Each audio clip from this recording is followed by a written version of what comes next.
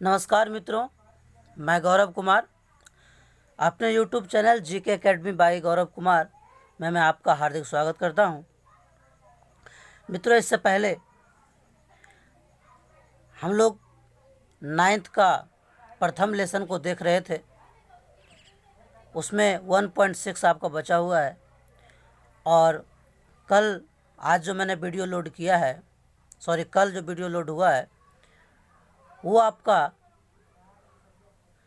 CTET के लिए था। आज जो वीडियो हम शुरू करेंगे वो है क्लास 10th का अध्याय 5 समांतर सीढ़ी। इसको हम लोग आज पढ़ेंगे। तो मित्रों, समांतर सीढ़ी कौन है, कौन नहीं है, कैसे ज्ञात करेंगे, कैसे सर्वांतर निकालते हैं, क्या निकालते हैं, इसके बारे में हम लोग अभी आप जानेंगे। तो दोस्तों, चर्चा की कड़ी को हम शुरुआत करेंगे कि पहले एपी जानेंगे, कौन एपी है और कौन एपी नहीं है, यानी समांतर श्रेणी कौन है और कौन नहीं है। पहले इसी से हम लोग आज का वीडियो शुरुआत करेंगे।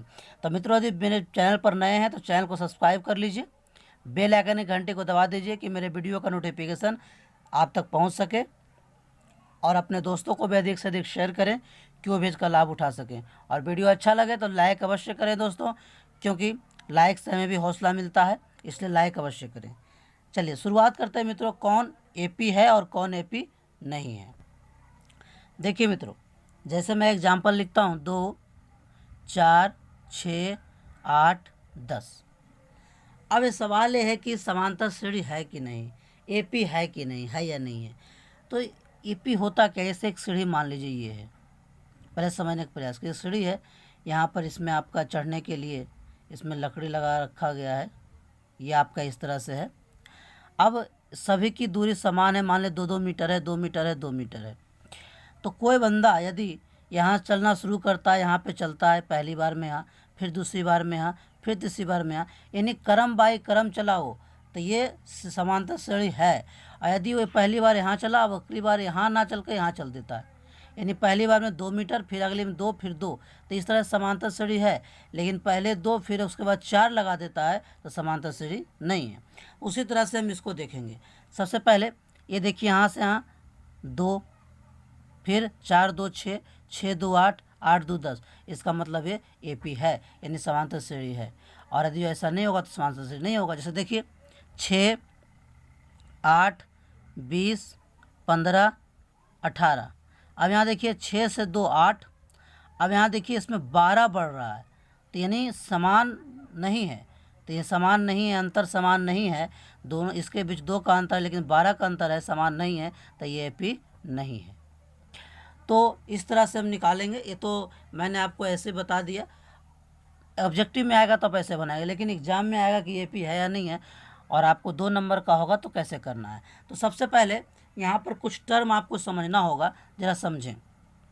जैसे मैं लिखता हूँ 2, 4, 6, 8, मैं एपी के लिए लिख रहा हूँ, ध्यान दीजिएगा, ये 10।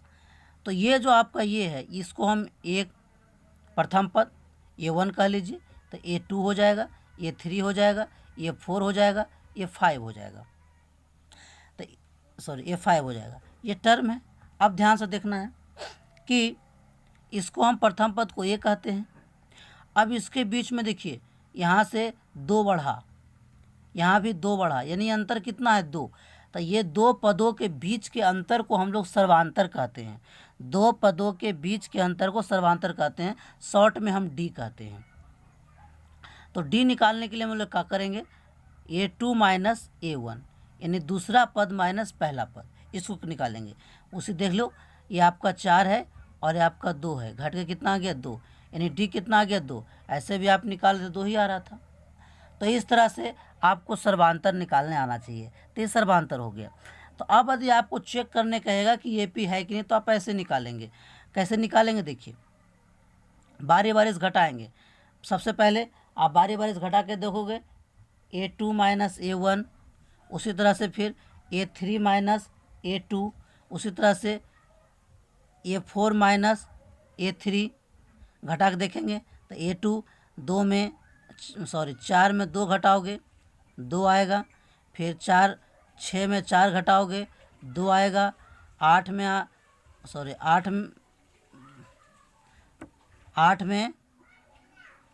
में आप 6 घटाओगे 2 आएगा।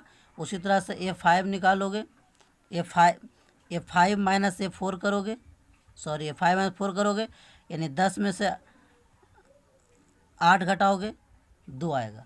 तो इस तरह देखिए सब में 2 ही 2 आ रहा है, तो यानी ये AP है, अन्यथा नहीं है। तो सबसे पहले आपके क्वेश्चन में आता है, कोई आपको दे देता है कोई क्वेश्चन और सबसे पहले पूछता है कि AP है कि नहीं, तो AP जांच आप ऐसे भी कर सकते हो। यदि ऑब्जेक्टिव में है तो आप सीधे देख लो गैप समान है कि नहीं, यदि समान है तो AP है, अन्यथा नहीं है। और आपको 2 नंबर बनाने आता है, चेक करने कहेगा तो आप अगला से पहला घटा देंगे, आ जाएगा AP आपका। इस तरह से आप बना सकते हैं। चलिए मित्रों, अभी हमने आपको AP है या नहीं ये ज्ञात करने के लिए बताया है, तो अब आप इसको ज्ञात करके बताइए कि AP है या नहीं है। तो आप पहले वीडियो को रोक लें, उसके बाद बनाएं, फिर मेरा सलूशन देखें कि आपने सही बनाया या गलत बनाया।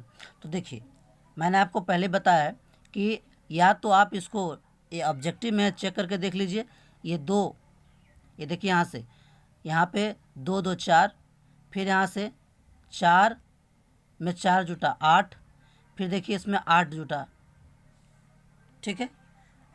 आप ऐसे चेक कर लीजिए, या तो फिर आप प्रत्येक को दूसरे में से पहले घटाइए हर एक को, यानी A2 में से A1 घटाइए, फिर A3 में से A2 घटाइए, फिर A4 में से A3 घटाइए। अब घटा के देखिए, यहाँ पर 4 में से 2 घटाएंगे 2 आएगा, यहाँ फिर 8 में से 4 घटाएंगे तो 4 आएगा, फिर आप देखें 16 में से 8 घटाएंगे तो आपका ये 8 आएगा। तो देखिए अब आप बता सकते हैं कि AP है या नहीं है। तो देख लीजिए, यहाँ पर 2 है, यहाँ पर 4 है, यहाँ पे 8 है, तो आपका सभी में अंतर बराबर नहीं है, तो इसका मतलब हम लिख सकते हैं AP नहीं है। तो 2 नंबर में आए तो आप ऐसे बना सकते हो, 1 नंबर में आए तो ऑब्जेक्टिव आप ऐसे बना सकते हो। ठीक है मित्रों, अब मेरे समझ से आपका AP है या नहीं है ये बन जाएगा। तो आपका 5.1 में 5.1 जब आप बनाइएगा तो 5.1 में आपका क्वेश्चन नंबर 4 निम्नलिखित में AP है, कौन कौन AP है।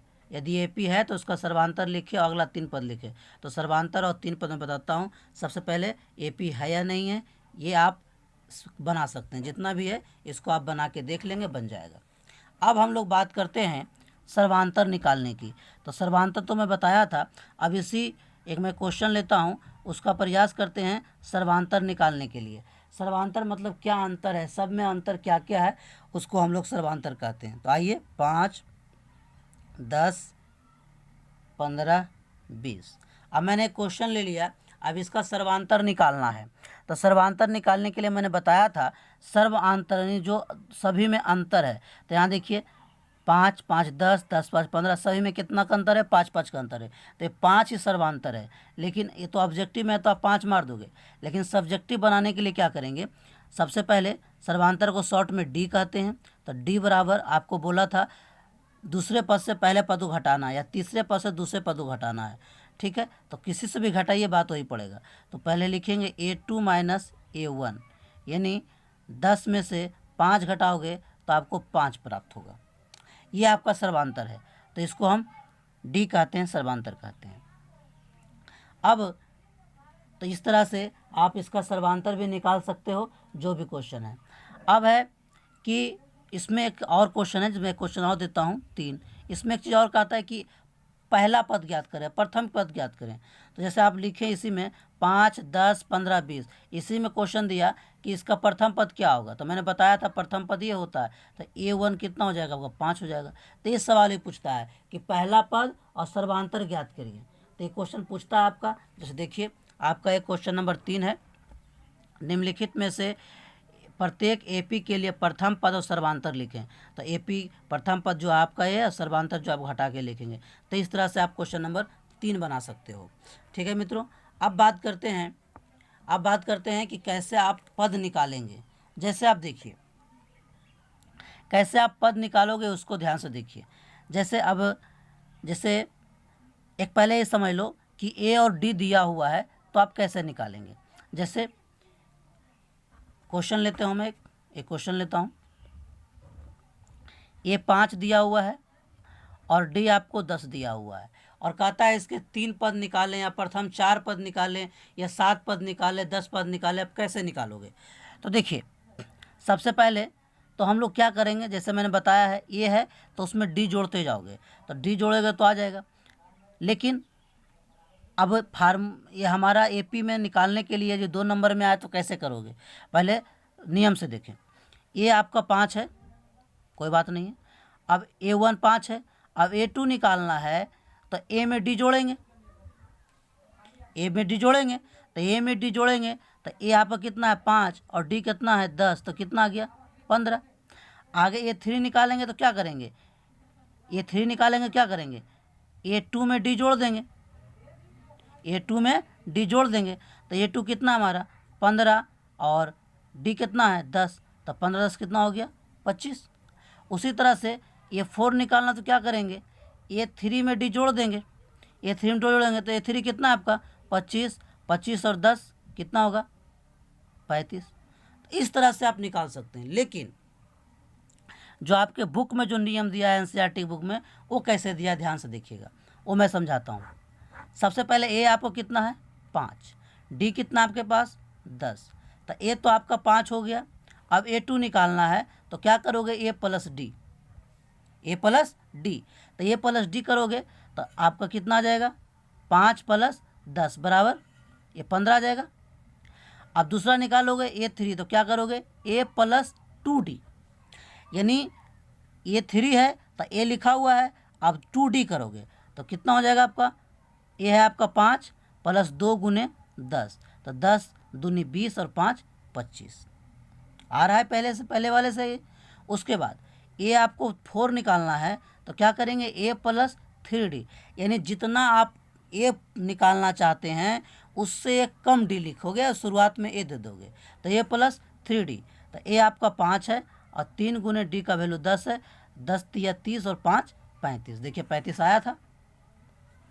तो आप ऐसे भी निकाल सकते हो। ऐसी बात वही है जैसे मैंने पहले बताया था कि जैसे आप पेपी निकालते हैं तो पर डी को डी को अगले पद से जोड़ते जाइए, अगला आता जाएगा, डी को अगले पद से जोड़िए, अगला आ जाएगा, फिर उसको अगले में डी को जोड़िए, फिर अगला आ जाएगा। तो इस तरह से मैंने ये किया था, और इस तरह से आपका जो रूल है इस तरह से आप करेंगे। तो यानी मैं आपको यहाँ पे एक चीज़ और समझा दूँ, यानी यहाँ पे आपको एक चीज़ और समझ लीजिए कि A2 निकालना है तो ए प्लस डी का प्रयोग करेंगे, A3 निकालना है तो ए प्लस 2D का प्रयोग करेंगे, A4 निकालना है तो ए प्लस 3D का प्रयोग करेंगे, A5 निकालना है तो ए प्लस 4D का प्रयोग करेंगे। कहने का मतलब है दोस्तों कि जो A3 या 4 जो निकालना है पहले ए लिखो, और जितना निकालना है उससे कम डी लिख दो। 5 निकालना है तो 4D लिखो, 10 निकालना है तो ए प्लस 9D लिखो। इस तरह से आप निकाल सकते हो। तो देखिए मित्रों, आपका क्वेश्चन नंबर 2 है, इसमें एपी का कहा है प्रथम 4 पद लिखिए। इसका ए दिया हुआ है और डी दिया हुआ है, तो ए दिया हुआ है, डी दिया हुआ है, आप 4 पद निकालिए, A2 निकालिए, A3 निकालिए, A4 निकालिए। इस तरह से आप 4 पद निकाल सकते हो। अब जो पहला क्वेश्चन था इसके आगे के 3 पद, तो इसका भी आप निकाल सकते हो। जैसे एपी है तो 1, दूसरा पद, तीसरा पद, चौथा पद, तो आगे 5वां पद निकालोगे तो एपी है तो A5 निकालोगे तो ए प्लस 4D, उसी तरह से A6 निकालोगे तो ए प्लस 5D, तो आप आगे का 3 पद इसको निकाल सकते हैं। तो इस तरह से मित्रों आप पहला लेसन आप बना सकते हो। तो आज हमने पढ़ने का प्रयास किया कि कौन एपी है और कौन एपी नहीं है। यदि ए और डी दिया हुआ है तो आगे का पद कैसे निकालोगे, ए निकालना है तो कैसे निकालिएगा, और डी निकालना है तो कैसे निकालिएगा। तो मित्रों ये वीडियो कैसा लगा है, यदि अच्छा लगा है तो लाइक करें, चैनल को सब्सक्राइब अवश्य कर लें, बेल आइकन घंटी को दबा लें, और अपने दोस्तों को अधिक से अधिक शेयर भी करें कि वो इसका लाभ उठा सकें। तो आज के वीडियो यहीं तक मित्रों, बहुत बहुत धन्यवाद। यदि कोई दिक्कत है तो आप कमेंट बॉक्स में कमेंट करें।